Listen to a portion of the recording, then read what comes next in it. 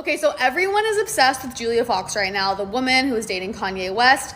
Who is she? We don't really know besides the hot Uncut Gems actress. So I took it upon myself to do a motherfucking deep dive on the internet, and the stuff that this woman has done while she was still in high school, she was a dominatrix.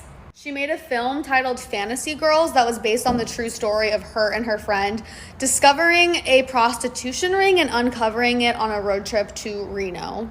She released 2 photo books. They both include very explicit photos of her, not only sexually, but also photos of her getting abused physically, the aftermath of that, and also screenshots of emails and texts of men emotionally abusing her. So she's always been very outwardly vulnerable. Every photo of her pre-2018 is very explicit, and I think that this was done on purpose. Her Tumblr username was Reverse Cowgirl 69, iconic behavior. Okay, so in 2019, Julia threw an art show called R.I.P. Julia Fox, and it's confusing whether or not she literally staged her own death or just really leaned into it for the art show. Every photo from this art show was painted with her own blood. She extracted the blood with a syringe and then painted onto silk.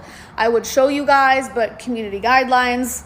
She's definitely a girl that's been through a lot, but I feel like she's so unfazed by all this new attention she's getting from Kanye. I feel like she's really been manifesting this for a while. She is mother to this beautiful baby boy. She's very, very unapologetically gone off on her deadbeat baby daddy publicly on numerous occasions. I really like her. I think she's smart. I think she's outspoken, and I'm excited to see what she does with this new level of fame. Kanye West and his new girlfriend that he met 6 days ago already did an interview with Interview magazine talking about how in love they are.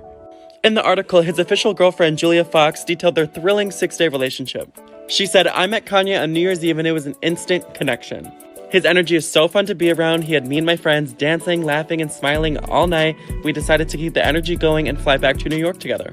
On their second date, Kanye took her to a restaurant in New York, and she said that Kanye decided to direct a whole photo shoot for her while people were dining, and that the whole restaurant loved it and were cheering them on. It doesn't look like Kanye's doing much directing, though. And ma'am, this isn't Arby's.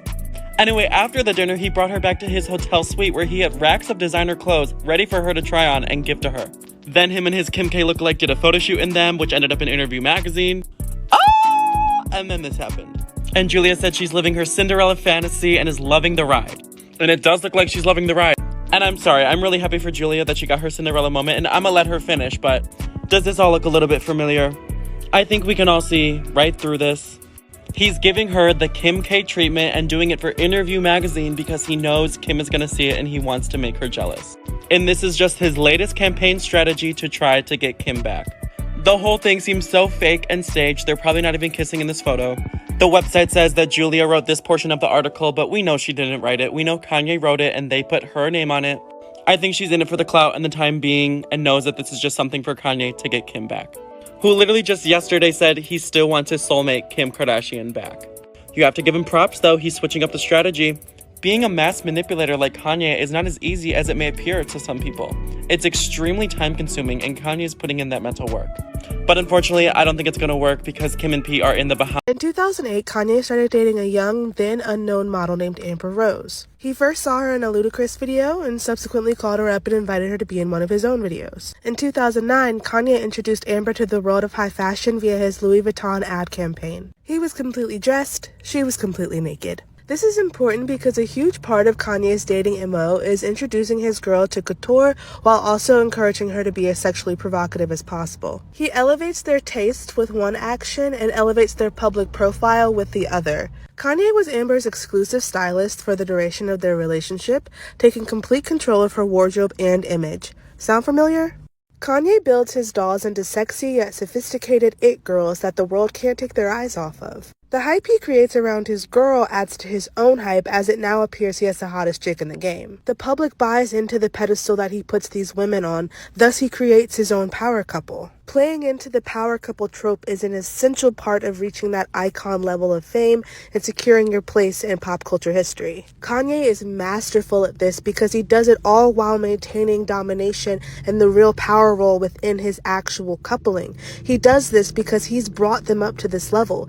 It's no coincidence he chooses women with bad reputations. Amber is a former stripper. Kim has a sex tape that was seen around the world. He gives his dolls a life and level of fame that is extraordinary to the 10th power, introducing them to people, places, experiences that, in his mind, they'd never even come close to. So basically, without him, none of this is possible. And he makes sure his dolls share that same thought, ensuring that they'll remain in a state of gratitude to him for making it all happen, and a state of fear that it'll all slip away if he goes away.